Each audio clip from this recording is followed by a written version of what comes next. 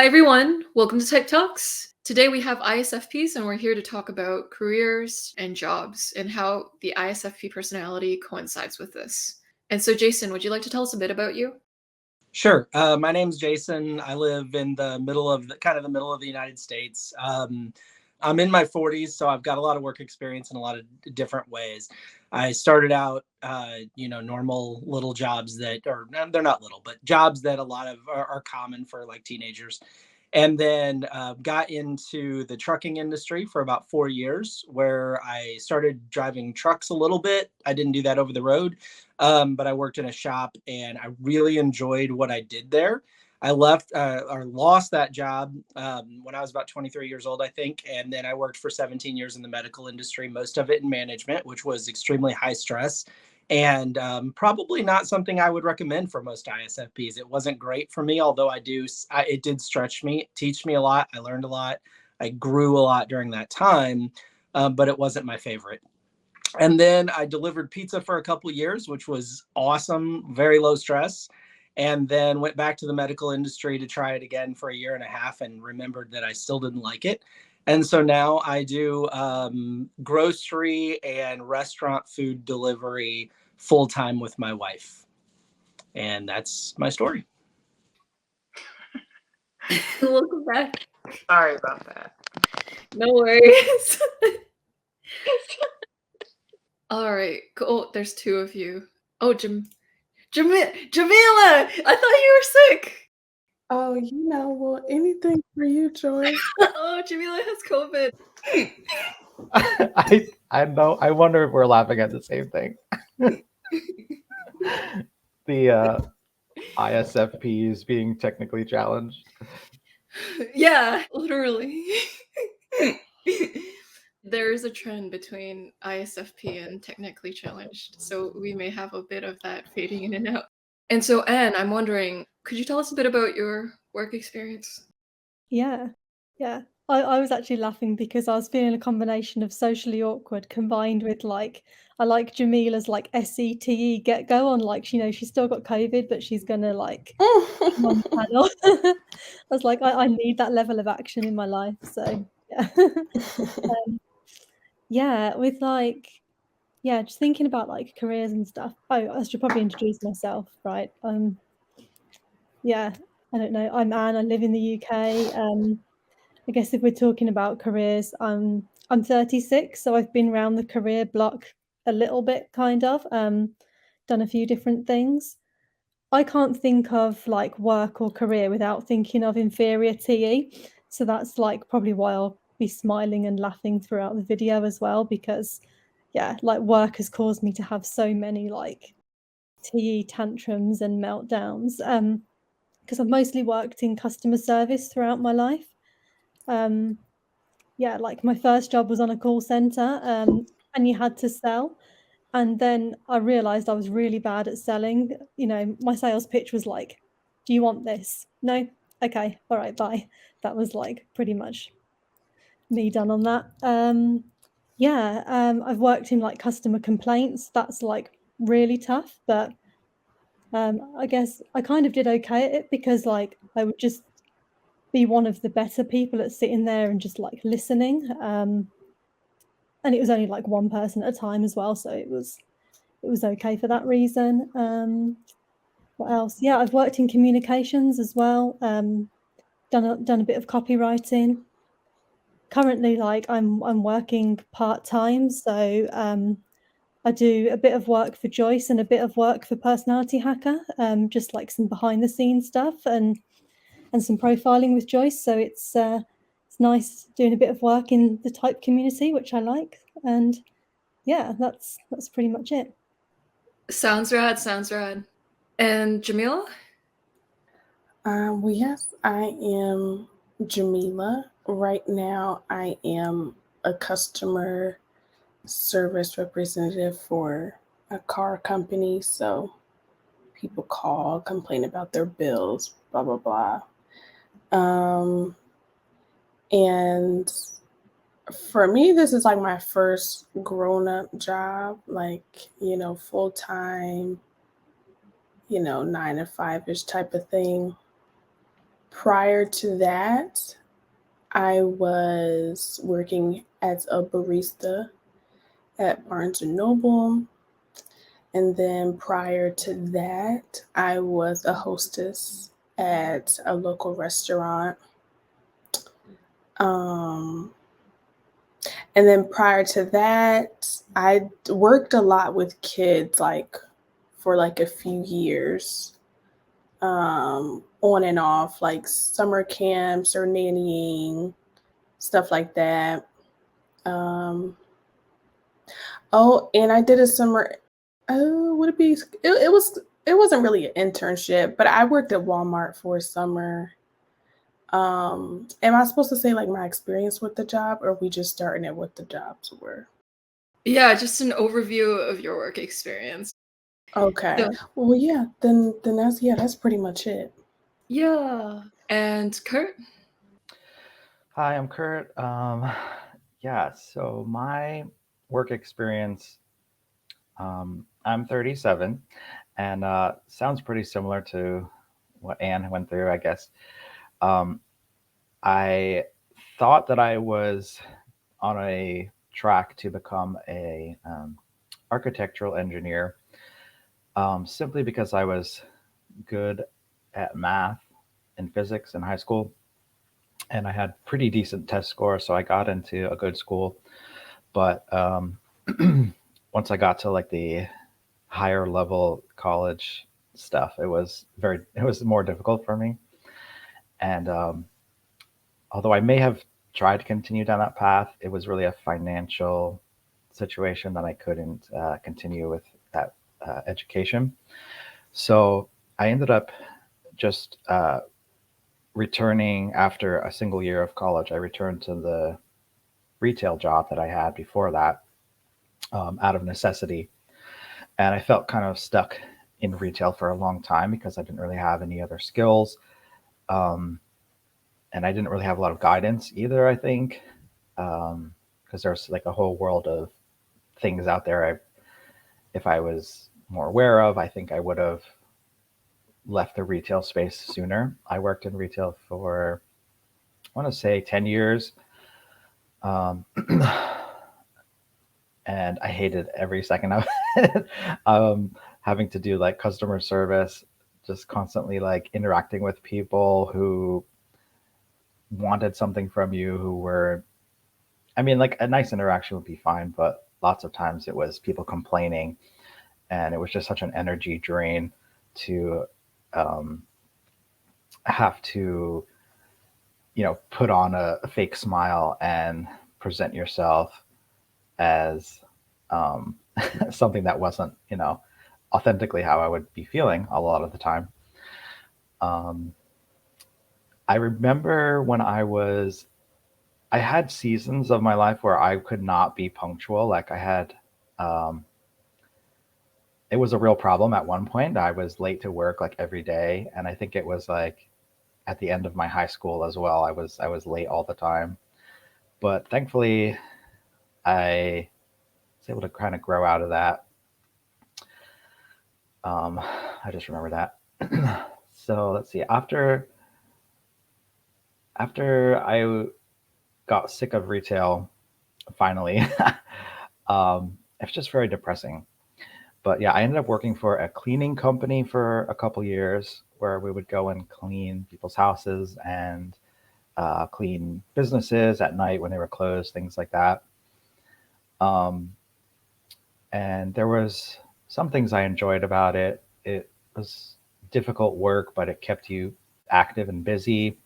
And I became good friends with someone that I worked with, and that made it a lot more enjoyable. And we would just always encounter like crazy situations that you might imagine, like just I don't want to get too graphic, but like one time we were called to clean up after someone had like blood spilled, and it looked like a horror scene. When I got there, it was like way worse than they explained. So anyway, yeah, I after that I ended up working for a church. The church that I go to, actually, they were hiring for a position where if you've ever worked, and anyone who's ever worked for like a small nonprofit or a church like that, you kind of do everything when you're on staff. So I had lots of responsibilities, such as cleaning, keeping the building clean, ordering any products we need, making sure that like the services would run smoothly, and kind of just lots of office work and anything in between. And I still work there. I want to say 5 years, maybe. And it's the first job that I would say I've enjoyed, really, because for one, the people I'm around all have similar values to mine. And I think that's made it more enjoyable. But also, I've had a lot more freedom and flexibility. My boss is an ESFP. And so it's kind of in her nature as well to, not micromanage. And I feel like I've learned a lot observing her and how she is very flexible and created a schedule that works for her life. And I feel like in a way that gave me permission to approach my career life more similarly. So it doesn't pay what I would like, but it has been, I think, very good for me overall for those reasons, I guess. So I feel like I've been talking a lot, but that's sort of my career life story so far. Thank you for sharing that. Okay. Can I say something? Yeah. So something Kirk said reminded me of a job I had. I worked retail for one day, and then I never heard from them again. So I forgot about that. I worked in I forgot what it was called. Oh, Justice. It's like a tween girl store or whatever. And yeah. So yeah. Interesting. Thanks for sharing that nugget. I'm excited to start off this chat. Jason has a YouTube channel called My ISFP Journey, and Jamila has a wonderful singing channel. And I'll have those linked below. And so feel free to check out those wonderful ISFP creators. And so, hi, my name is Joyce. I'm a certified MBTI master practitioner, and I facilitate the instrument in organizations. I also offer coaching services, and I help people find their best fit type. All right, so my first question for everyone is, what is the ISFP approach to work? How do you think ISFPs approach work differently than other types? I think a struggle for me in, like, ever since I was a teenager, I'm like a lot better at it now, but it was hard for me to get a job that I didn't like. One, because it's just like if it just didn't feel right to me, like I don't want to touch nobody's dirty food. I don't want to come home smelling like, grease and French fries, or I don't want to be cleaning up after an old person's boo-boo or nothing like that. Then it was really hard for me to like get past that. Or like, I don't want my classmates to see me like, ringing up their order or something like that. So it's like all these things like, so I just rather not work. Or like, my options were a lot more, limited. But then too, I don't know if y'all have the same experience, but I feel like in a lot of, especially higher paying jobs, I feel like ISFPs, actually, I'll get to that later. So yeah, I'll just leave it like that. So one of the things that has been an ongoing theme in my work life is this overwhelming desire to produce like excellent work, because I want my work to reflect I feel like what I produce is a reflection of who I am. And so I want my work to be, reflective of excellence and, quality and whatnot. But at the same time, I never want to do work that I don't feel like I'm in the mood to do, which is really, really hard, because on any given day, I might not feel like doing the work that I need to do. And so I found myself at times not producing something that I was proud of, not because I didn't want to. Intellectually, I wanted to very badly to produce excellent work, but I just on any given day just didn't feel like it. And so I would procrastinate, or I would do everything that I could to get around doing a certain task on a certain day. And then, of course, that piles up and reflects very poorly on me eventually. And so that has been an ongoing struggle of how I approach work pretty much my whole life. Yeah, one of my struggles is kind of like similar. So, yeah, I didn't mind like tackling stuff like as it came and just, seeing what needs doing and doing it and stuff. But yeah, wherever I have like some recurring responsibilities and deadlines, that this has got to be done every week, this has got to be done every month. Yeah, I could like never like a part of my brain would never realize that the same task was going to come up again the next month. It was like I would do it and then forget. And yeah, as well, I could never get ahead of time and get these things done early and get them out of the way. They would just always be like, yeah, stacking up at the end, and I would hate them. I think one thing I noticed with myself and ISFPs is we're very laid back usually, and I think we have just our approach to work. I guess it feels like we're maybe not having like the highest output. I mean, I don't know if that's for everyone. Maybe there's higher and lower energy ISFPs. I feel like I don't have the highest energy level. So I feel like on one hand, I have my values of like integrity and I want to produce good work as well. And I think um, just reflecting on back on jobs I've had, I often think that they weren't happy with my output level, but the quality was always good. Like they would, and actually now that I think about it, like I feel like I see the same thing going back to like my work in high school. Like I remember a teacher once read my essay in front of the class because it was good, but I had only finished like 2/3 of it. It was like a pop quiz essay or something. So yeah, I think I've noticed that throughout, like that sort of feedback I've gotten was like that I was working too slowly or something. But I felt like I was always doing a completely reasonable amount of work. Um, and I don't know. Uh, yeah. Yeah, so the TE output is not consistent, but whenever you put something out there, it is a banger. If you do put it out there, it is very well done. It's like whenever Jamila puts out a singing video, it is like so good. It's like a goddess sang into your ears and you're just like soaking it in. Yeah, I think something else I noticed, it's like I would want to do things in a way that I liked. So whether I'm working in retail and like setting up a display of merchandise or something, I would want it to be like looking a certain way aesthetically to my own liking. And to me, that would be doing a good job.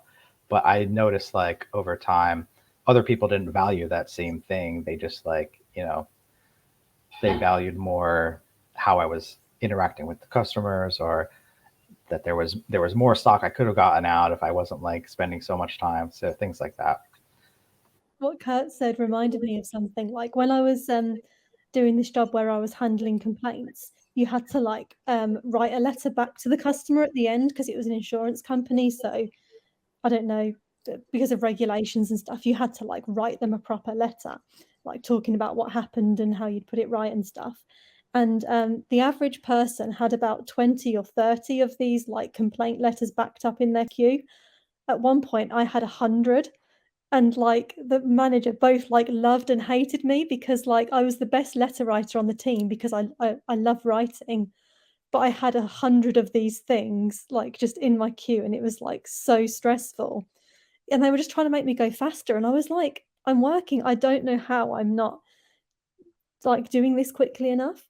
But then it's really weird, like with some other jobs, with some tasks that just don't matter or I don't care about, I can get really like quick and just tick them off, and I like being efficient sometimes. So yeah, it'll go one way or the other. Yeah.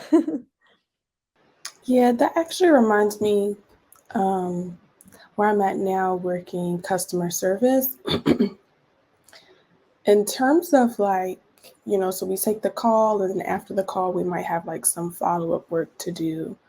Um, and that is my strongest in terms of time, because that's what matters the most.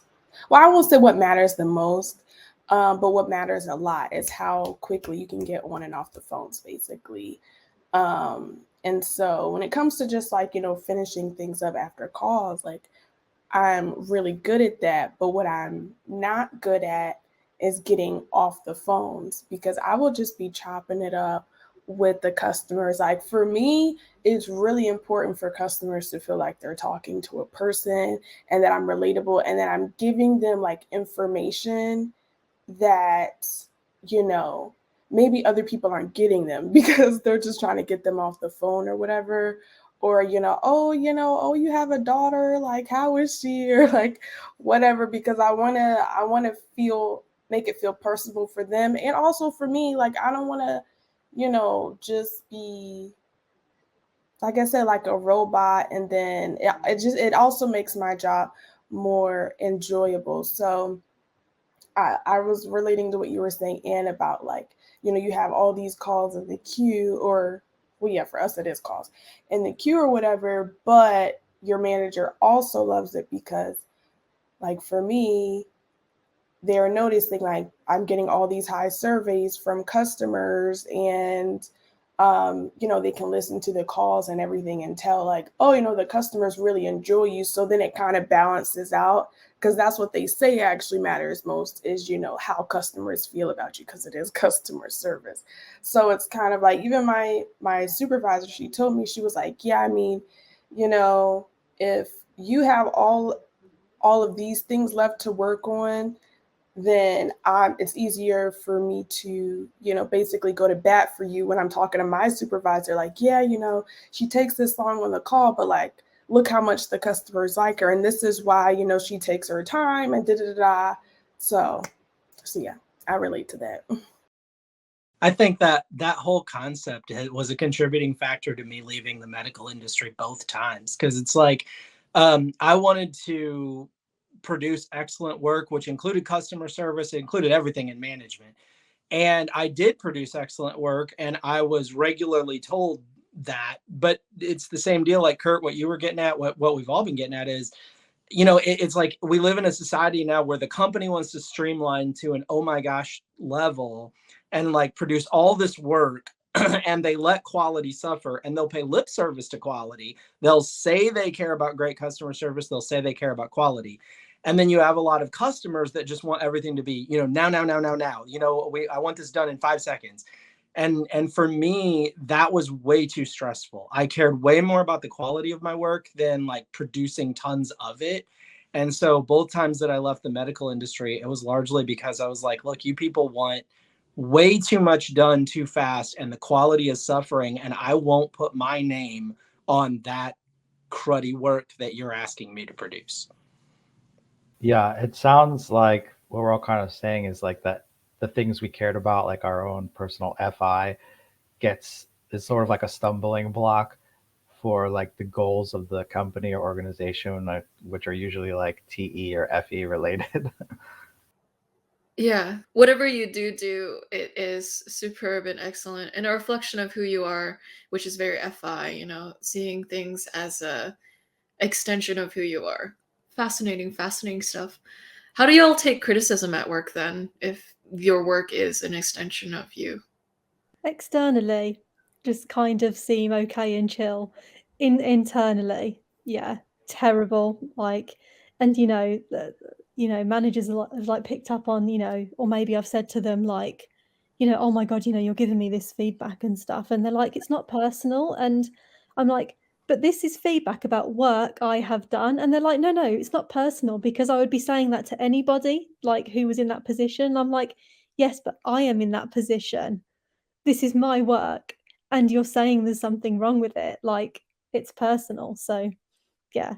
Like, I always like want to learn from it and reflect on it after and stuff, but it never feels good like in the moment. Yeah. I agree with Anne 100% on that, but I will say there is a degree to which who's giving the criticism does matter. So whenever I really respect someone, a lot of times I'll take that criticism and like intellectually I'm like, okay, because I respect this person's opinion so much, I know what they're saying is genuine and is probably true. But then inside there's a part of me that's like, and now they probably think I'm trash. Oh my gosh, the fact that they are seeing my work as not being totally excellent probably means they hate me or they think I'm horrible, or I'll make up stupid conclusions in my mind about what this person must think about me. If it's somebody I don't respect, then a lot of times I'll get my feelings hurt and be like, but for a different reason, kind of like, how dare you, you produce, cruddy work and you're criticizing my work, like what's wrong with you? But either way, like Anne, inside, I don't think I'm taking it very well, but I do appreciate it when it comes from someone whose opinion I respect. I'll say for me, number one, I honestly haven't really had, I feel like, enough job or a lot of jobs. But I feel like I've been blessed to have never really had like poor experiences in terms of like management or whatever. So like the supervisor I have now, like she's super, I don't know, just nice. And, everything that she says comes from a place of, I'm just trying to support you and everything. I mean, do I like hearing, bad reports on what I'm doing? Obviously not, but I don't think I take it that badly. And I don't know if it's a me thing or if it's just, like I said, the people that I've been blessed to have been under, or, or if I just haven't really had enough experiences of things that I've been like, doing wrong or like not adequate enough to where people would have to actually, reprimand me or hold me accountable or whatever. So yeah, I feel like just in general, when I think about like not being able to take criticism, more so comes out in my personal life than it does in my work life. But like I said, that could just be lack of experience. I don't know. For me, I was thinking this whole time, like, what my reaction was to moments where I've had criticism. And I think it's kind of been all over the map. I think sometimes I'd like to say that the older I've gotten, the more easily I've been able to accept criticism, especially after learning Myers-Briggs and like learning how some people are just communicating like what they see or the truth or something. So now I think I'm able to step back and like try and gain their perspective and see like, okay, yeah, what they're saying is true or is fair, or like I would try and look at their motive behind it. Like, are they trying to be helpful with this? Like, this is, because I think on one hand, you can be very hard on yourself and like hold yourself to such a high standard sometimes that it's not even necessary. Like when I was working a job where I had to clean, I would be like a perfectionist and like not have any little specks or whatever, but I was taking too long. And like I mentioned earlier, like everyone would want more of an output. Like I could have gotten more done if I wasn't being so obsessive with it. So there's that. And then I also kind of relate to what everyone else is saying, the side of like, okay, well, it's my work. It's something I've produced. And especially if I thought like I was doing a good job or like I was giving it my all or something, or any type of like creative endeavor where I have to like produce something. And if people don't like that, then that is harder for me, I think, because on one hand, it feels almost like the rug is pulled out from under you. Like, it's like, oh, I thought I was doing what I was supposed to do. I thought I was like, but then like hearing the feedback from everyone or from certain people that you were like, it's just so off on your own understanding. I don't like that feeling that I'll get sometimes. So Yeah. Sorry, I feel like my answer was all over the place, but I almost feel like I've learned to enjoy or to like criticism even more now because I I do feel like I'm able to have it not be personal. Um, unless I feel like someone's got a weird motive or something, or like they're trying to insult me, that's different. But Yeah, there's definitely a quality over quantity approach. It's like I'd rather do it right than do it fast. I'm wondering about the ISFP leadership style, if you've ever been put into like a role where you've had to lead. How did that look like? I'll say for myself, I was in management for a long time and managed quite a few people.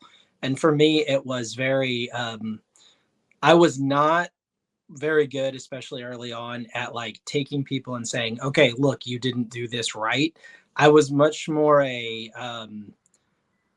take somebody and go do it with them and sort of like I kind of led by example or by demonstration. I wanted to show people what I expected. But my problem, the one of the biggest problems that I had was because I didn't want to be direct with people. It was very difficult for me to just say, like, look, this is what you're not doing well, or this is how you need to do it differently.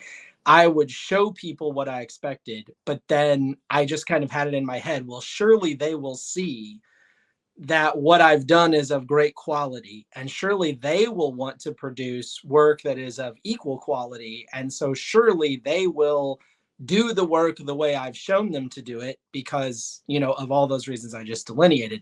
The problem is that wasn't the case. So often people didn't do it the same way, or, they did it in a way that to me was of a lower quality. I did feel like I was really good at asking people, like, okay, or trying to understand why people did their work the way they did it, trying to find the value in the way that other people did things that maybe I didn't see on my own. But ultimately, everybody always told me, oh, you're the nicest boss I've ever had. I love working for you. Maybe they were paying lip service. I don't know. But I got a lot of that, but I wasn't always very good at like holding people accountable, especially in the first probably 10 years of my management. And I paid the price for that on more than one occasion. That was really the hardest thing for me, was getting to the point where I could just look somebody in the eyes and be like, look, you're not doing your job well enough. And here are the 5 things you need to change. Yeah, yeah, management was tough for me. I did it for 2 or 3 years. Yeah, like maybe 3 years. And yeah, it was a really steep learning curve.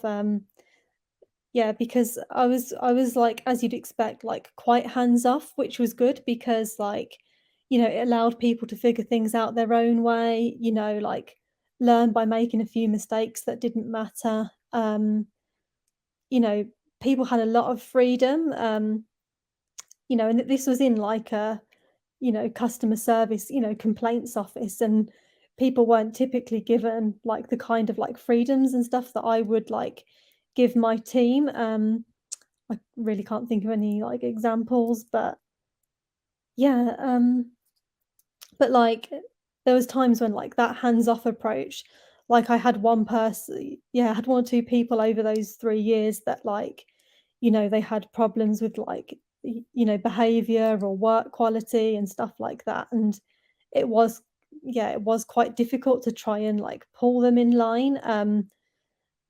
Because like ultimately you're telling someone what to do. And I find that one of the ways my inferior TE comes out is that like I generally don't like telling people what to do. But if I get to the point where I feel like I need to, I get like a little bit sort of like bossy and demanding in the moment with it, which is fine when it's just like, you know, your family, your partner, whatever. They just know that that's kind of like a quirk of yours. But yeah, I always found it like hard to keep a lid on things when stuff was bothering me in the office as well. And I think like with that SE and NI in the middle, like you feel very watched by people and you feel isolated sometimes and like on the outside of a group. And for me, being a manager and having the team all there, because there was only one other manager who did the same job as I did with a team like mine. Um, I felt very like I was like the outsider and the only person. And sometimes I would like, some of this was projection, but some of it is naturally like the team manager dynamic. I would feel like I was kind of set apart, and like people would be like not ganging up on me, but kind of. I know that sounds really like typical tertiary NI paranoia, but I did feel sort of like very watched and judged and separate, and that was quite hard as well. Like I felt separate when I was in the team because I actually worked in the same team that I ended up managing, but it didn't kind of matter then, but it suddenly felt like now that I was the manager, it like all eyes were on me, and yeah, that was tough. So something Jason mentioned was that there's an indirect style of talking, or like it's hard to say things directly sometimes. And I'm wondering why that is. Why is it hard to be direct? I think for me, I actually have the opposite problem. I feel like I can be too blunt with people, um, because in my mind, it's like I want to communicate authentically and accurately and quickly. So I think I've maybe had the opposite feedback when I've been in positions of leading a team, or um, it's like just trying to self-reflect. I think people wanted more like FE from me, in my delivery, which wasn't there. But in my mind, it was just like, this isn't anything like it's in my mind, it's more like I'm trying to just coach you into like being better at your job or something, or like what I was looking for. So I didn't relate to that personally. I just want to say I'm really curious about what Kurt like going off on somebody sounds like. Like I cannot picture it in my mind, but like, you're doing a terrible job. I can't imagine it. Yeah, I don't think I would be like, I don't know, I wouldn't like go off on someone, but I would just give like direct feedback. Like I'm trying to think of some examples. Like um yeah, like I would just show someone, I'm like, this wasn't done correctly. Like, let me show you like how, like this is what I asked you to do, and but you didn't do that. I'll just be like, I don't know. It is hard, I guess, for me to like know what I'm looking and sounding like in those moments. Mm-hmm. But I don't think I'm being mean. Well, that's good. One thing I find is that the people that have got like a higher extroverted judging function, sometimes they're really good at like smoothing a message over, where it's like they can almost like turn the message into something else. Whereas I think kind of a mixture of like what Jason and Kurt were saying, um, I'm a bit like there will be like a direct message in there. Like if there's a piece of feedback to give somebody, I won't mince my words. But then I'll surround it with like lots of nice language, like, oh, hey, this isn't personal, I know you didn't mean it, but then I will say something like, oh yeah, but like this isn't good, or this isn't how we want it done. And yeah, I can't even explain how they do it, but like I worked with a few FJs, and it was like they could just like seamlessly like weave the message into something else, and I could never do that. It was always like, oh yeah, like I mean really well, try and put on a smile and make them know that I wasn't like having a go at them, but the piece of feedback would still be like pretty direct, if that makes sense. Yeah, that makes sense. I've never been in a management position, but when I worked at Barnes and Noble, I believe one of my managers was ISFP, and she was very similar to that. Like she would be very direct, and you could tell that she was annoyed, but then she would kind of try to flip it, and it's like, wait, you just almost cussed me out. But yeah. I think part of the reason that directness was very difficult for me in management, especially when I was young, is because, like I projected, I think all of us do this to an extent, but I did it a lot. I projected that the way I saw the world and thought about things must be the way everybody does. And so because my work and what I produced was very personal to me, when it was criticized, especially when I was young, that hurt. And so kind of like what we talked about a minute ago. And so I think I projected that that's how anyone would take anything that I said about what they produced. And so like kind of like Anne, you're talking about like finding a way to cushion the blow, so to speak. I had a tendency in management to be like, oh, I really love what you've done over here, and this is really fantastic, and over here this is excellent. Now, what you did right here, I think I'd like to change that up a little bit, which was probably just a lot of wasted words and air in an attempt to not just say, I don't like what you did right here, let's change that. And I think it was probably because I was trying to give to the people that I was managing what I wanted people to give to me, which was, a recognition of excellence and a kindness, and a politeness in pointing out things that needed to be done better.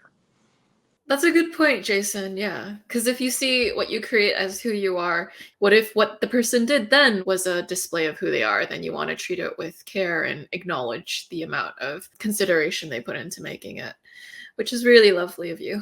And so I'm wondering about quirks in the workplace. Do you have any quirks in the workplace that people pick on or that people notice?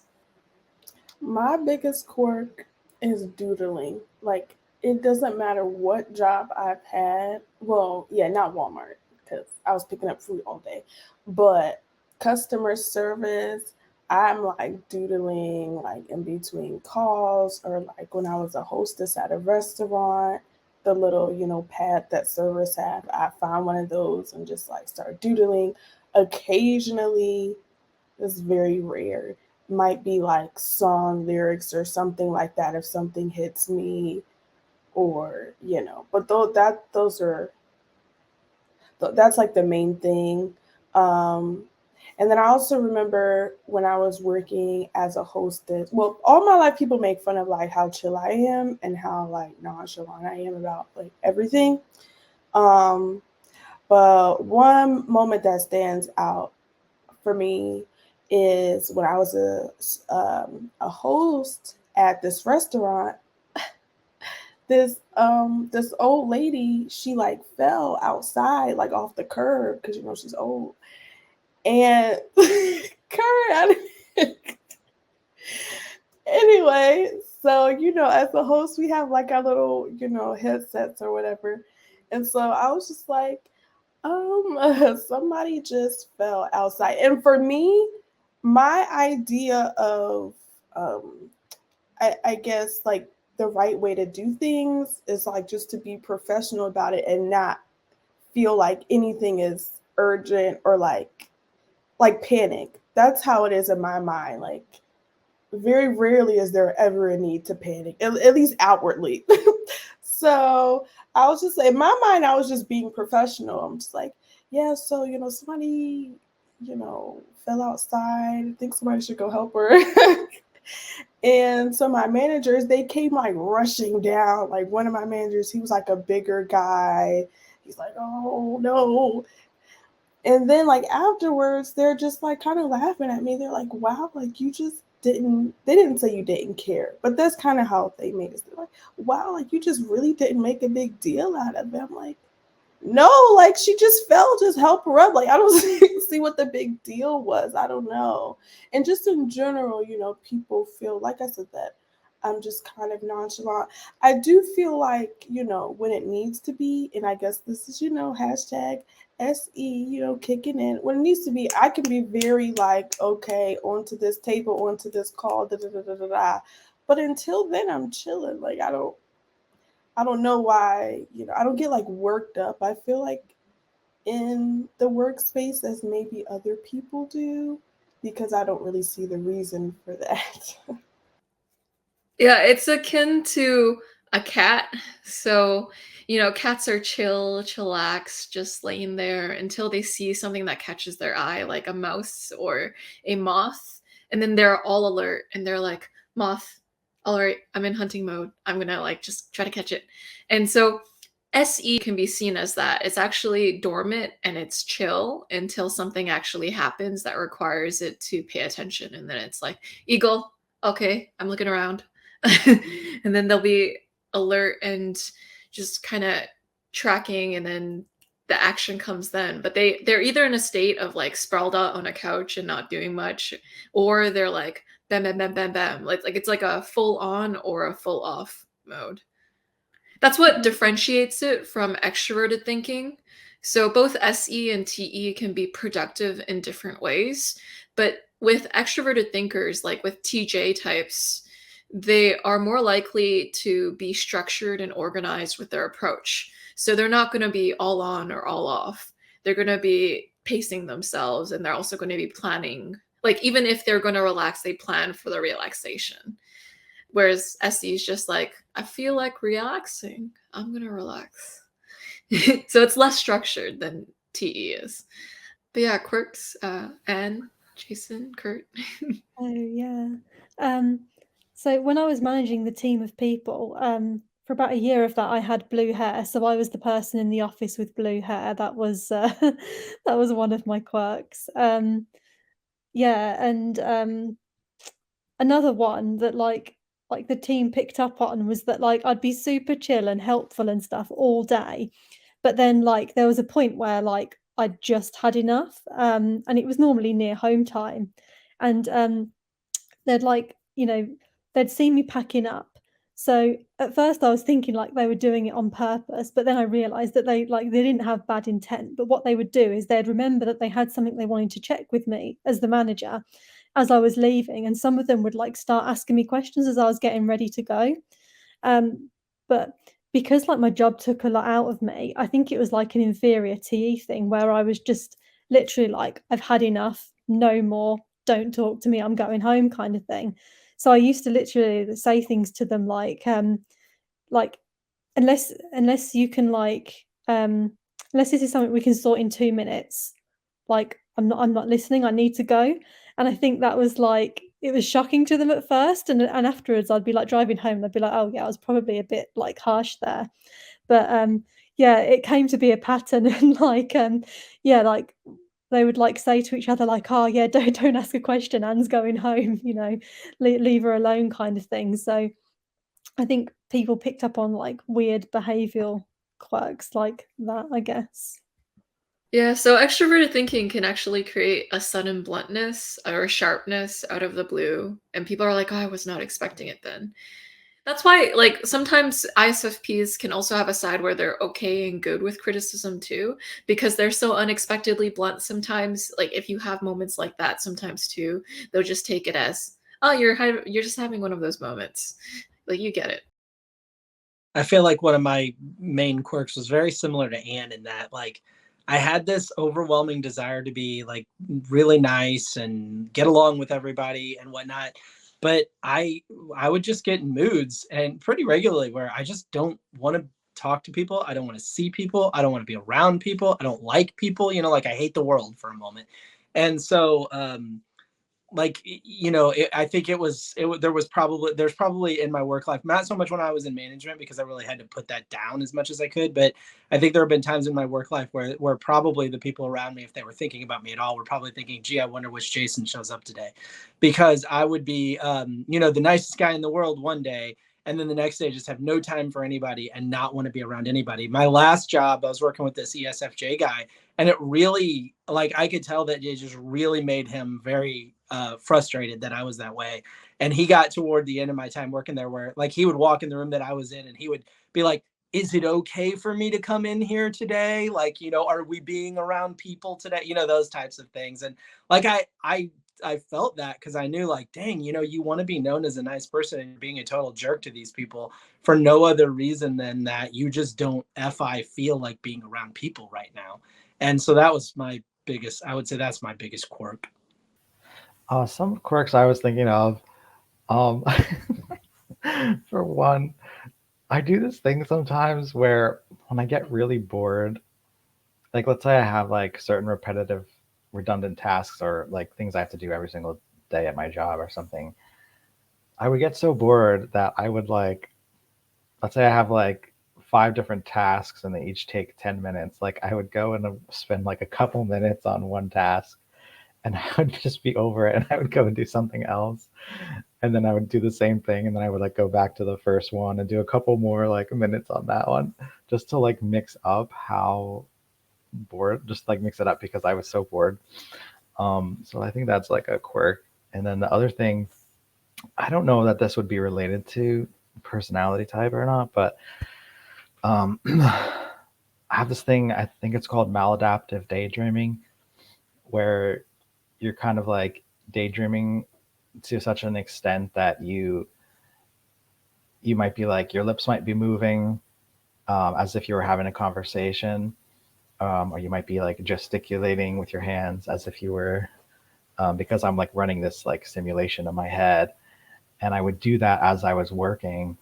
And it was really embarrassing for me when people started pointing out to me. They're like, "Oh, I thought it was really strange that your mouth was moving and no words are coming out," or something like that. So I think it's for me, it's similar. Like if the task I'm doing is not engaging enough for me, or if it's just like something that's boring, then my mind will start to wander. And those are the quirks I could think of. I just wanted to piggyback off of what you said, Kirk. I'm gonna be honest. I talk to myself, so listen, when when I was working at the bookstore, that was like kind of in the middle of the pandemic. I think it was like the end of 2020. Yeah, it was like the end of 2020. And so, we still have to wear our masks and everything. And I was thankful because people were going to think I was crazy because I'm always like singing to myself or like talking to myself. And now, like with the job, like between calls, I'm still not 100% sure, but I think even between calls, like higher ups can hear what's going on the microphone if need be. And I'm sure they've heard like at least like 3 musicals worth of or 3 albums worth of music for me because I'm just like always singing to myself. But I'm not really one of those people that like sing around my coworkers or anything like that. But just like by myself, or like maybe if somebody catches me in the distance, or like when I was working at Barnes and Noble or even at Walmart, when I'm like, I would like escape to, the freezer if need be. Once again, like if if I just had a song that I just wanted to finish singing, or an idea for a song that I want to write or something like that, then I'll like go in the freezer, in the deep freezer, and like start recording into my phone, because if I don't, it'll go away forever. So yeah, that would be another quirk, and it just, yeah, Kirk just reminded me of that. Yeah, the artist's life. When you're inspired, you have to sing it out loud or write it down out loud, or else it goes poof and it's gone forever, erased into the ether. Yeah, Kurt brought up the theme of boredom, and so I'm wondering, how much variety or stimulation do you need at a workplace to feel like it's worth doing? What if every day was the same? You just, did the same paperwork or the same task over and over and over and over again, no variation on it. Like, what is workplace hell in terms of that? Yeah, I struggled with that, and when I was managing the team like a little bit going into the pandemic as well, like just for a couple of months, and I didn't know my type then. I knew my type a few months after that, and I didn't realize how much I missed like the SE-ness of like the buzz of the office, and having like physical meetings with people. Like we would like, I don't know, go get a coffee somewhere or go for a walk on the nearby river, and talk about how they were doing with their work and stuff. So that broke the desk work up for me. And when we went into the pandemic, all the meetings, were over like Microsoft Teams. And, I'd suddenly realized that I had so much work to do that I'd be stuck at this desk for like, 9 hours in a row, barely moving, just to get lunch and get a drink and that kind of stuff. And I really struggled. It became like real, like drudgery, like a real pain. Yeah. And aside from that, yeah, if ever I've had like I mentioned earlier, like recurring deadlines, I had them regarding like paperwork and writing up stuff that was happening in the team, whether it was like how people were doing, like I had to write it up and put it in a system. And yeah, I had to do it for 12 people. At one point, I managed 12 people. And you know, my brain would be like, well, I've already spoken to these people. I know how they're doing. We've had a conversation. Why have I got to like write it up and follow all these steps to put it in the system? And yeah, that was painful. Did that ever make you want to skip steps for immediacy, or? Yeah, well, sometimes, so one of the things that like my bonus was calculated on was things like how well I kept like, you know, like an organized ship in terms of that kind of stuff. And sometimes I would actually lose money on my bonus because I wouldn't get some of the paperwork done on time. And that I didn't want to take that hit, but sometimes I just couldn't help it. I just ended up not, you know, prioritizing it enough. And yeah, so like the money and the target, the performance target wasn't enough to make me do it all the time. Yeah. I was thinking back just over my many jobs that I had in the time I was working in retail, and I noticed that when I had a new job, let's say I left somewhere to make more money or whatever, um, even though it was the same industry, being that it was like a new environment and having to learn like a new computer system for that store or whatever, um, there was always a few months where it felt more fresh and less boring. But I inevitably would just get very bored with it. Um, yeah, it's hard for me to like do the same exact tasks every day if there's no creativity involved. Um, so I think I would try to find ways of being creative or like infusing some sort of creativity into what I was doing, um, by like doing it a different way, or just making it more fun for myself or whatever. Um, but yeah, I found doing the same thing all the time, it's very easy to get bored. I suppose unless you're have people that you enjoy working with, and it's, you know, you're able to keep yourself entertained with conversation and things like that. Um, this is a little bit off topic, but I was just thinking how there's like a lot of times the social expectation to be professional or whatever. But for me, I just recall being able to like joke around with your coworkers and things was something that made the day like bearable a lot of the time. So whenever I'm shopping myself or seeing you know, workers who are like having a good time with each other and joking around, like I don't see it as a problem of like unprofessionalism. I'm like, good for you. You're like getting through a boring job.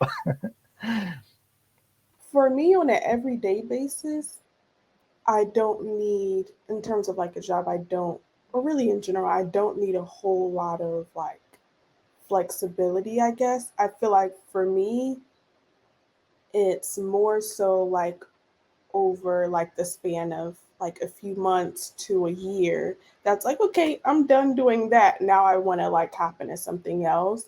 But on the day by day, especially if it's like a newer job, then I'm still like high off the excitement of just having something new.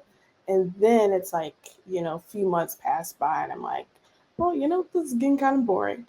um, and then I also concur with what Kurt said about people too.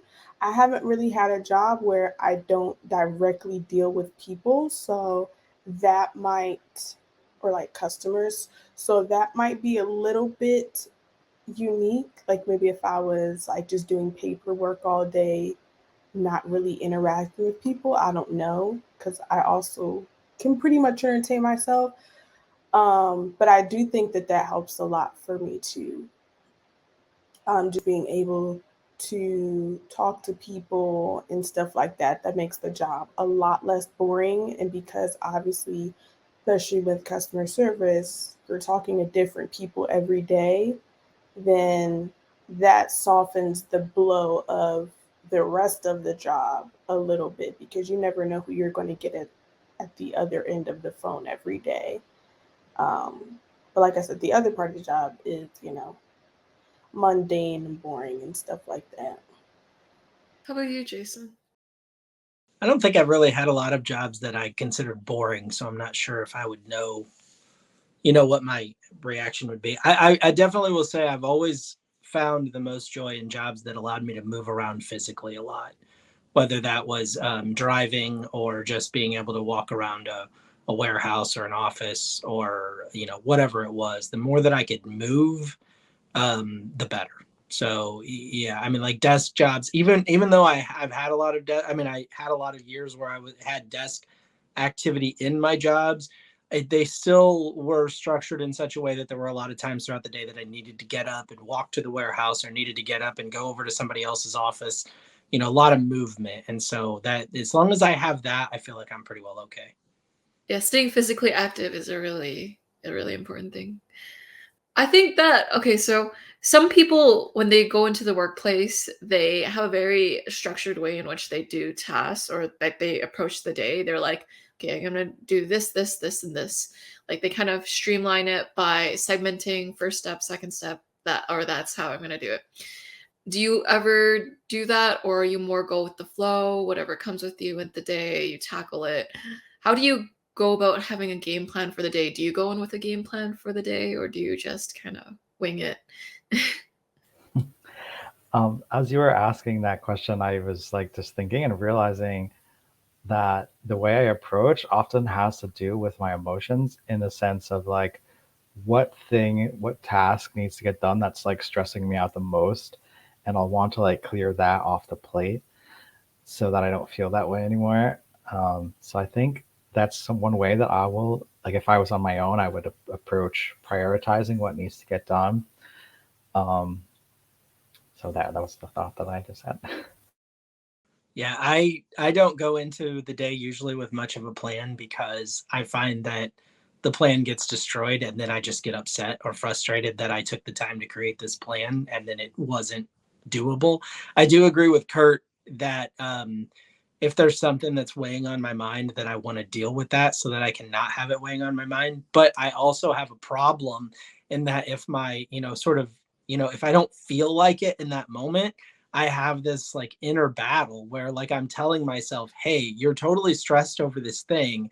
Do this thing and you can relieve that stress. And then I'm like, yeah, but I don't feel like doing that thing. And it's almost like an internal war with myself. So what's really great is when there's something that I really know needs to get done and I also feel like doing it. That's like a win-win. But generally speaking, I don't have much of an itinerary for the day, because I find that it always gets blown up and then there's no point.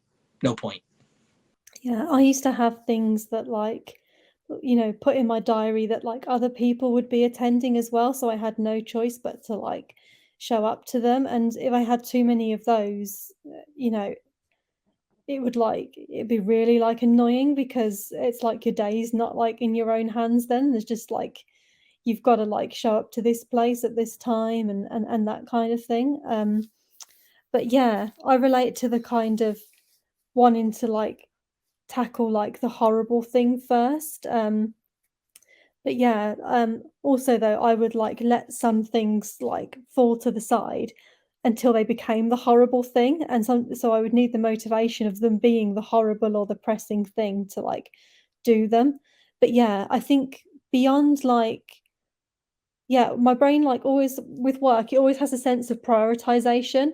And I also know which ones I kind of like feel like doing as well. So yeah, kind of like what the others were saying, like if I feel like doing something and it's high priority, like that's when I'm my best and I get done what I need to get done. But I quite often find myself there's things that are higher priority, and I'll see them and know that they're there. But if I don't feel like doing them, I will like put them off for a day or so and do something else instead. Yeah, I think playing off of what everyone's saying, there is this like part of myself that I want to have a life and a schedule that has lots of like open time and flexibility, so that I can act spontaneously in a moment when I have an idea or something feels like this is what I want to do, or have like if I'm feeling passionate about something, kind of like when Jamila was saying, like this song might come to you, or the words or the melody or whatever, you got to get it recorded right then. And I know for me, a lot of times it's actually annoying that that those moments seem to happen like late at night when I should be sleeping. Like all of a sudden I'll have energy or an idea will come and I'll be like, oh, I want to like work on this now. So sometimes like with my current job, I can do that where, because a lot of it I can work from home, like creating different images and graphics for the church I work for. And it's like, well, this thing is in my brain now. The idea is here now, and I feel like working on it. So I'll stay up real late working on it. So I think it's important for me to have lots of flexibility. But I also see, when there's things that I maybe don't necessarily want to do, I do feel more productive if I use like a to-do list or something like that. And Jamila? Yeah, I haven't really had a job where like I can like choose to do stuff or not. It's like this is your set schedule for the day. Take calls, have lunch. Maybe a meeting in there if you want to be spicy. And that's about it. And then of course, like you can imagine working at Barnes and Noble, I'm just making coffee all day. So yeah, I haven't really had that kind of job where it's like, ooh, let's play Tetris with my responsibilities. So, Jamila, can I ask you a question? Of course. So, is your current work structure such that when you come in the morning, there's nothing, quote, on your desk from the day before? Correct. It's very, very, very, very rare. The only way that would happen is if I said that I would call a customer back so we could finish up our conversation or like give them an update if something has happened on their account. I'll call you, first thing tomorrow morning or something like that. But like I said, that hardly ever happens. Other than that, every day is a new day, new problems. See, that's what, like, the other things, like whether you're talking about boredom in the workplace or various other things that you talk about in the workplace. That's the one thing that I found brought me the most peace and joy in the workplace is having a job where, regardless if I was doing the same thing every day, that was fine, but where there was no holdover work. So Yeah, you clock out and that's it. Exactly. Like now delivering, groceries, right? Like I know when I get up in the morning, I'm going to go deliver food from restaurants and groceries. I know that. But I don't know which restaurants I'm going to go to. I don't know which homes I'm going to go to. I don't know any of that. And so it's just whatever, I'll just find out what happens as I go. The most stressful jobs for me have always been the ones where it's like, okay, this is the amount of work that you are responsible for done. And at the end of the day, if you haven't gotten it all done, when you come in tomorrow, it's still going to be waiting there. When I delivered pizza, it was like if I worked the day shift, when I left, well, it's somebody else's job to deliver the pizza now. You know what I mean? I don't have to think about coming in tomorrow and remembering, oh, I have to deal with that thing. Whatever's new. Those have always been the most rewarding jobs. Very open, very free. I love it.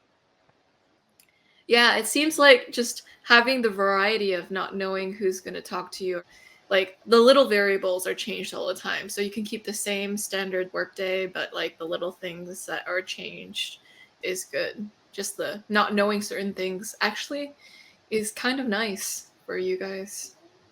Yeah, I mean, it would be interesting though to like have a job where, you can kind of be more, like you said, have it be more open, then you kind of be more in control of what your day looks like and stuff like that. I mean, there's pros and cons to everything.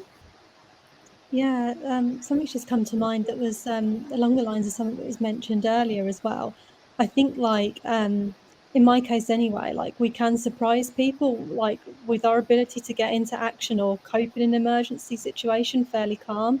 Because when I was doing that manager job, I had a boss who was an ISTJ, and he was quite good at like helping me with my workload, and that's the thing I would go to him for advice for, would be with that. But every now and again my workload would be so much that like I'd practically be like crying on the phone to him, this poor ISTJ guy, and there's just me like, out of control with my to-do list, like crying and stuff. And that happened one day. And then the next day, went into the office and like the power had gone in half the building. And I was in a department that like wasn't allowed to close. So basically, like no one could start work on time. Like I had to go like find like my team used like desktop computers, and I had to go like find a bunch of laptops from different departments so that we could work out of this one like meeting room building that did have power. And like, you know, my boss phoned me and he was like, you know, like, how are you doing this after yesterday? You know, like you were like really upset and like I've been really worried about you today and stuff. And I was fine. And it was because it was a break from like my to-do list and a break from all that stuff that was stressing me. Whereas I think maybe from the way he was responding to me, the expected reaction would be that for most people that would be too much. You know, like they've got all this workload, you know, they're stressed because they've got too much on their plate, and then this shit happens, kind of thing. I guess that if he was in my shoes, then that would probably stress him out. But yeah, so I guess that's like a quirk of the type, or maybe something that like we'll surprise people with being better at, maybe. Adapting and improvising to what's happening is easier for this type than for other types that might like a plan or a structure. It's like probably the person who's getting stressed out, they think it's stressful because they get thrown off a plan. But then you're like, well, if I have a plan, like you're likely to hold it loosely or not have a plan. So it's like, it's okay if those things happen. It wasn't throwing me off of anything I was holding too dearly to my heart. Yeah, I think just to add real quick, that could sometimes be a detriment in the sense that like I remember one job I had that gave me this like cheesy award, like they gave everyone a little award for something, and mine was they called me the Zen Master because I was always just chill and I didn't really get thrown off things. But I noticed after that, I think they started loading more and more responsibility onto me because I was always chill about everything. So I think maybe that's like the flip side of the coin where um, because you're not the squeaky wheel complaining about things, or because you're not outwardly showing your stress level or whatever so much that um, people just assume that you're unbothered and they might overwork you or something. Yeah, they're like, oh, this person looks chill. Let's give them more tasks. Yeah, I was gonna say I've never had that experience. Like, I feel like for me it's been the opposite, just in general, not even just like professional life, but like because I'm so like calm and like kind of stay to myself in the background, then people are like, oh, she either doesn't know anything or doesn't care about anything. So so then like they never give me responsibility. So that's really interesting. Yeah, I think for me, like one of the ways my inferior TE started to come out, like as I got towards 30, was that like I suddenly like wanted that responsibility and I wanted to try being a leader. And yeah, like in my early and mid 20s and stuff, like I never would have like seen that being the case. And now I've tried it. Like I realize that like being a leader isn't for me. But yeah, for me, it definitely showed up as like I just wanted to do the job in like at the start, and then yeah, suddenly like all this like leadership ambition and yeah, like wanting to like guide people and stuff like came almost out of nowhere, really. I don't know that I ever necessarily wanted to be in leadership, but I would be given opportunities um, to lead a team or something. And I definitely feel like I grew a lot. So I'm very grateful for those opportunities. Um, I think one thing I noticed is from those experiences is I don't particularly feel like people want to follow me when I'm in the leadership position, and I'm still working out why that is. Maybe um, one thought I had is that it's like the way I'm leading is sort of the way I would do my own life. It's like I have this vision of what I want with my tertiary NI, and I have the values that are important to me with FI, but I'm maybe was sort of blind to the fact that other people don't have that same NI vision or that same FI values. And so they wouldn't see the direction I was trying to go to. They wouldn't see the value in the things I was trying to instill.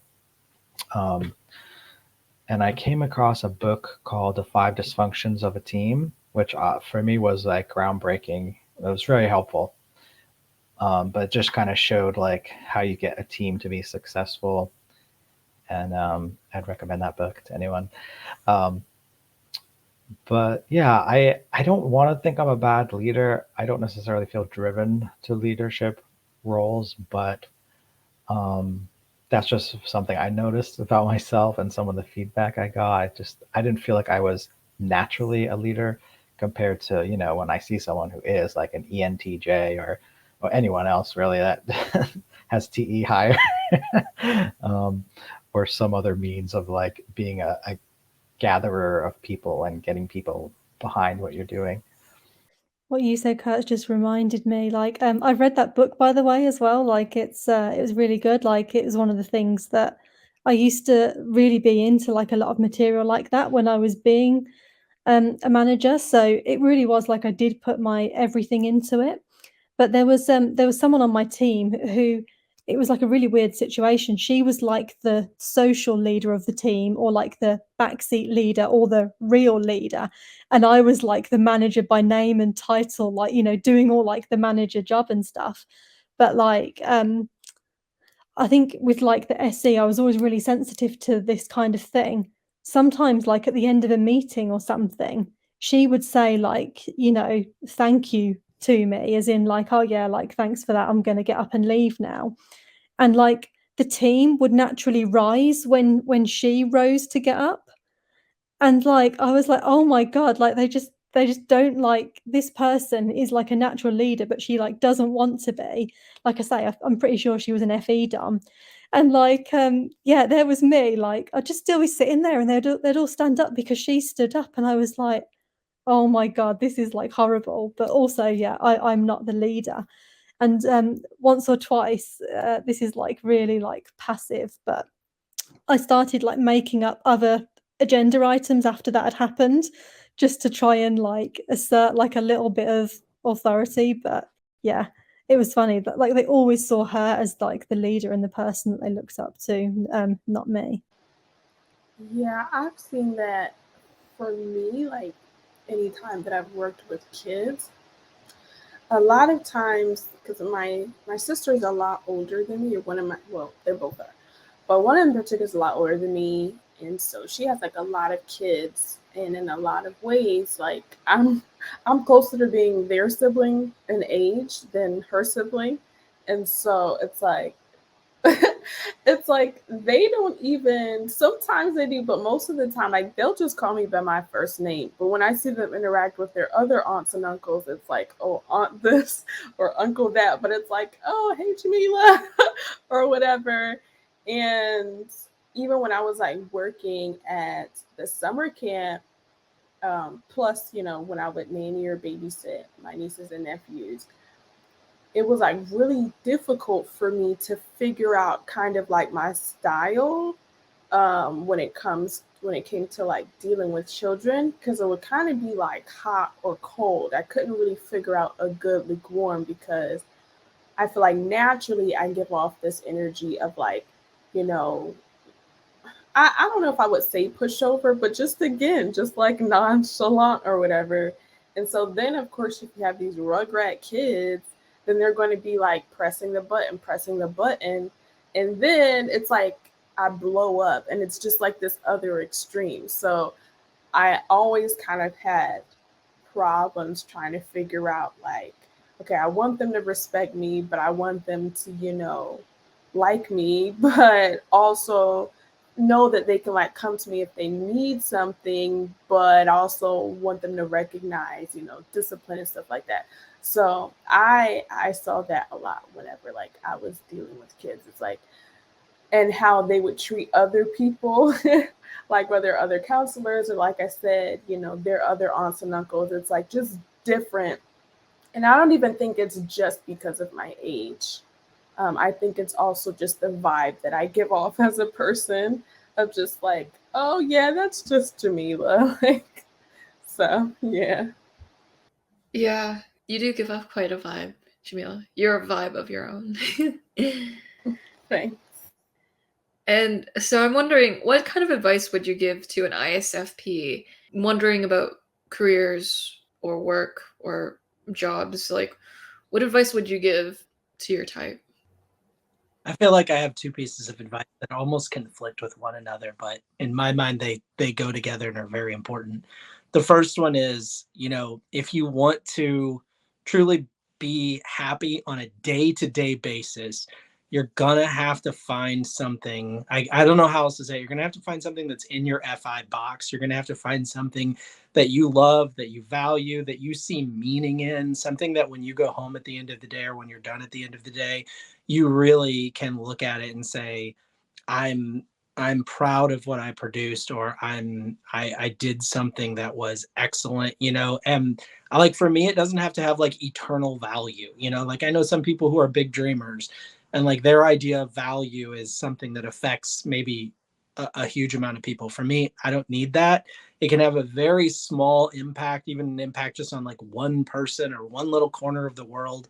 And that's fine, but it's got to be something that I truly love, because otherwise, on a daily basis, my FI just will not grab onto it and I just won't want to do it. I'll be lazy. I'll only do good enough work for the people who are going to see it and judge me on it, but not really good enough work for the standard that I want to hold myself to.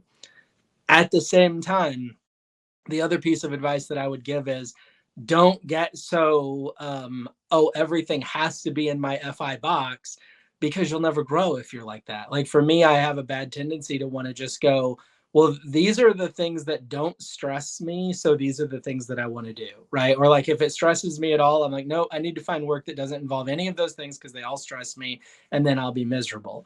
And it's like, well, but if you do that, you're never going to grow. So like in management was definitely not in my FI box. I didn't necessarily like it, and there were a lot of times I didn't want to do it. I didn't feel like doing it, and I sometimes would do it poorly because I didn't feel like it in the moment. But looking back, I know that I grew so much as a person during all those years in management. So I mean, it's like both are true for me. I want to find work that I can do every day and be happy and find joy in the moment and peace of mind and meaning at the end of the day. But I also want to grow as a person, so I don't want to limit myself to challenges and things that are difficult. Yeah, my advice is like similar, like follow your heart, but like not too much kind of thing. Um, yeah, because in my first sort of like 1 to 2 years of like having a job ever, like when I was like 18, 19, I was a serial quitter. And it'd be because like I would do a job for a couple of months, come up against things that like I didn't like in the job, or people I didn't like, situations, tasks, whatever, and I would leave and find another one. When I moved out of home, I couldn't do that because like, like more responsibilities, like more bills to pay, that kind of thing. So I guess, yeah, that's what I mean by like follow your heart, is, and you've got to find something that like has some kind of meaning or enjoyment for you. Like otherwise it for me anyway, it just literally felt completely soulless, and like, I was just giving hours and hours of my day to something that I hated. But like yeah, I definitely had to like teach myself in those early years not to just be a quitter and leave too soon when I thought something didn't suit me anymore. So it's like that balance for me, like, and I think I had to learn that with every job there are elements that you're not going to like. There are going to be days that you're just not in the mood and stuff, and it doesn't mean like you shouldn't be there or doing that. It's just kind of something you have to deal with. Yeah, there's that temptation with high FI, if something isn't jiving with you anymore, to want to ghost it or to quit it or to leave it. Kurt, Jamila?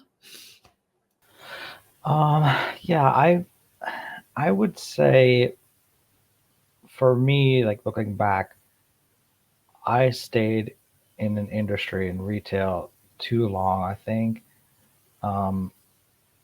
So I would advise sorry, struggling to talk right now.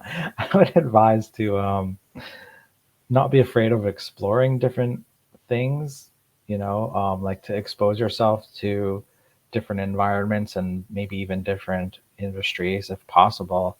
I feel like that would have benefited me a lot. And I think sometimes you can have sort of like imposter syndrome because of your inferior TE. It's almost like you're not confident in your ability to output a certain amount that is sort of expected of you.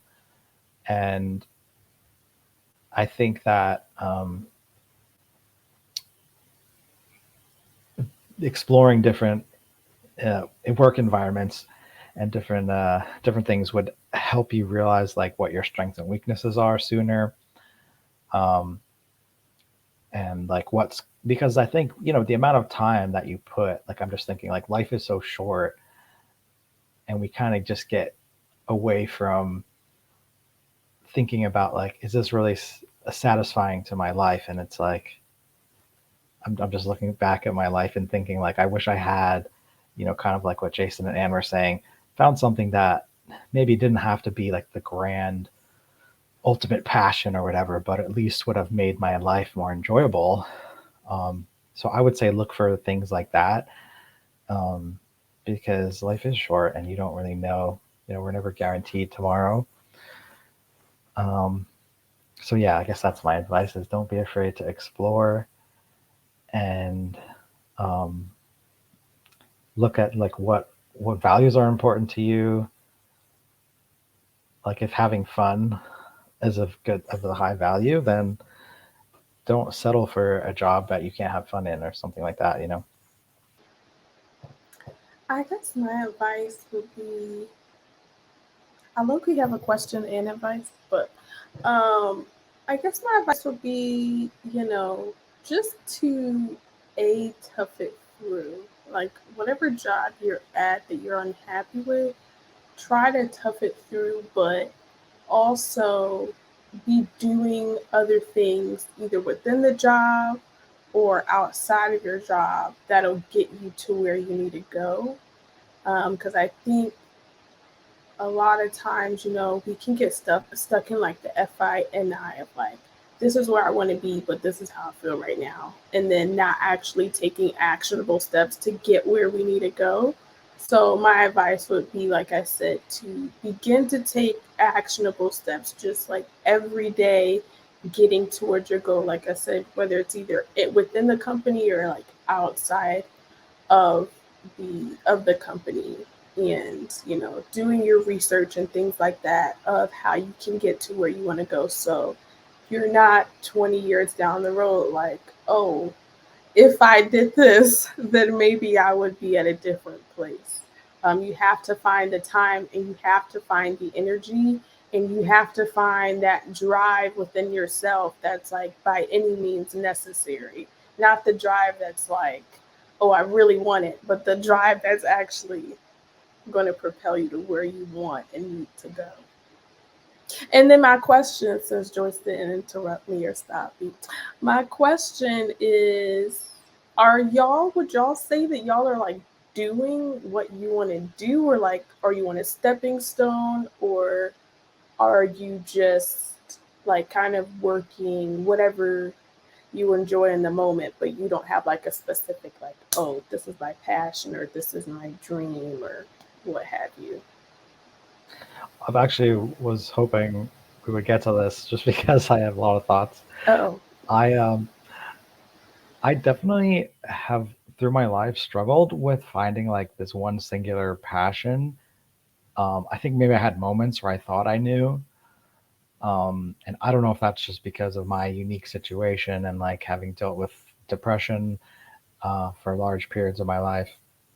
Um, but I do feel like it has something to do with like creating, being able to create something. Like I'm very attracted to um, creating music, and like I often like dream about creating like some sort of video game, like the whole idea of like creating a world and creating a game for people is very attractive to me. But I think I was talking with Joyce about this, how it's sort of like this tertiary NI vision, and it gets stuck in that place. And I noticed I don't necessarily take concrete steps toward those things, whether it's toward gaining skills or just like actually attempting. So I don't know if that's just like not getting into SE enough or having like low TE, but yeah, to answer your question, I don't feel like I'm doing what I love. And I feel is architectural engineer would that still be like, or is that different from your passion? Does that make sense? Like, is that still your goal, or is that just kind of like a safe goal? I guess is what my question is. Well, I think I didn't know when I was younger. I was attracted to was the idea of design. Like I always appreciated unique, detailed architecture. Like if you drive through somewhere like New York City, there's like all these old beautiful buildings and new modern buildings. So I was attracted to that more so. And when I experienced some college classes in that direction, I realized that's like a very small part of it. And there's a lot more to do with like, the structural stability of things and all of the ethical requirements of being an engineer and making things are safe, and lots of writing, like writing grants for money and things like that. So I think what I was attracted to was just like the beauty and the design of things, and which I think ties in with like this idea of like, I just want to create something. And I feel almost like there was this naivety of like, because I wanted that or was attracted to it, that somehow it would just happen on its own. But yeah, as I mentioned, I also deal with like imposter syndrome, where I feel like I'm never quite qualified to like be authoritative on anything, or I don't know. I feel like I'm rambling a little bit, but I think that's all wonderful, Kurt. I just gotta mention that I have to hard stop in 5 minutes because I have an INFJ inspired boot camp that I have to head to. And yeah, but I'm wondering everyone else's answer to that question. Is it a stepping stone or a passion that you're at? I'll say real fast. Whenever I was growing up, I wanted to play professional hockey. That was my passion. When that's not going to happen, my next passion was teaching. But I got married, had kids, had to pay bills. So I got into the medical industry, and that was just a thing that I did. And I tried to find passion in it, but I really just realized after a lot of years that I couldn't. So now, like my real passion, I still like teaching. So like having the YouTube channel or teaching my kids things, whatever, I kind of get that out in that way. But now I think my driving passion is just to be happy on a daily basis and hang out with my family as much as possible. So by delivering groceries and food with my wife all day long, like this, if I can do this forever, what I'm doing right now, I will. It's no longer a stepping stone. I'm like truly happy. Best job I've ever had. Yeah, I'm in like a similar kind of situation really, because my dream was always to be a writer, and I always like thought of myself as a writer and a poet in my head. But like what you were saying, Jamila, I didn't really take the steps to do that. Sometimes I didn't even write poems down for years. I would just go out for walks and think about things in a poetic way.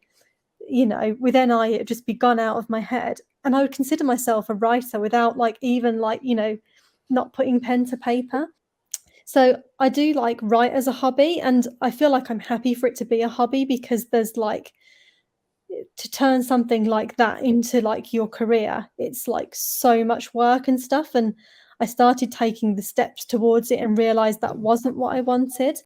But at the moment, yeah, like with the part-time work I'm doing with with Joyce and with Personality Hacker, it's nice. And if it carries on like this, I'll be happy, because you get to talk to people that are into type and like hear their interesting stories and stuff. And yeah, so it's cool. It's nice working with you too, and so I'm wondering, Jamila, are you at a stepping stone or is it your area of passion? Oh yeah, I'm just trying to pay bills.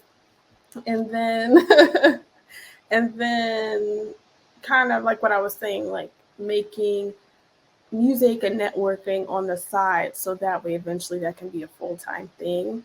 But I think that what Anne was saying is a good note of advice too, that I didn't want to say because I wasn't sure if everybody would be able to relate to it. But even like if your job isn't like your passion, just finding things outside of your job that fulfill you. So then it's like, oh yeah, I have my job, but I also have this really cool thing over here, and that's what gives me my creative fulfillment or outlet. So it kind of like evens out, even if you can't make like bank from it or whatever. That's a really good point. And yeah, Jamila's tunes are legendary, so I'll be playing that at the end of this video as well. And so yeah, definitely listen to that. I think, Jamila, you offered really good advice on finding a way to follow your creative passion or something, some sort of outlet that makes you happy, even if it's not your job. And if that will revitalize you, that will recharge you, that will give you the space to be you. And so I think that's wonderful, wonderful, fantastic advice. Thanks everyone for coming out. I really enjoyed the ISFP chill vibes that you all gave. It has the chill pill atmosphere. Whenever I'm around ISFPs, they're one of the chillest, most casual types. And so I feel all of the muscles in my body relaxing throughout the presence of y'all. And it was nice listening to, and you got to talk about your relationship with leadership and how you had that unique approach, and Jason as well, because you have a lot of experience with that. And it was really fun to hear. I'm really excited for the book that we're writing together. So Anne and Jason, we're writing an ISFP book together, and it is right now halfway done. So we are treading along through that with the TE and the TEing through that. I really enjoy profiling people with you, and you ask really organic questions. Like when Jamila was talking about how she's on the phone with people and she really feels like a human being on the other side, and you have that similar strength where you're able to sound like a true human being when profiling people. Like you ask questions just as they come up, and they're different every time because depending on the person, you adjust and you adapt and you improvise, which adds that organicness to the interaction. So thumbs up. And also, Jason, you have a really fantabulous YouTube channel because you're a good speaker. You're a really great communicator, and that precision in speech really shows through your YouTube videos because they're some of the most clearly articulated cognitive function and type videos. So bravo there. And Kurt, thanks for your laughter. It's very joyful, filling to see you happy and just laughing at the FI inside jokes that you're having, you know, the FI self-amusement. And it's really nice to hear about the authenticness in which you explore your opinions, because I can see when like Jamila asked you your passion, you really looked inside yourself to truly see, what do I really view this as? So your introspective quality gets a 10,000% thumbs up. And so thank you everyone for coming out. I really enjoy your faces and presence and aura and vibes. And I'll see everyone in the next episode. Sunday morning, rain is falling. Still some coffee shares our skin. Clouds are shrouding us in moments unforgettable. You twist to fit the mold that I am in. Oh.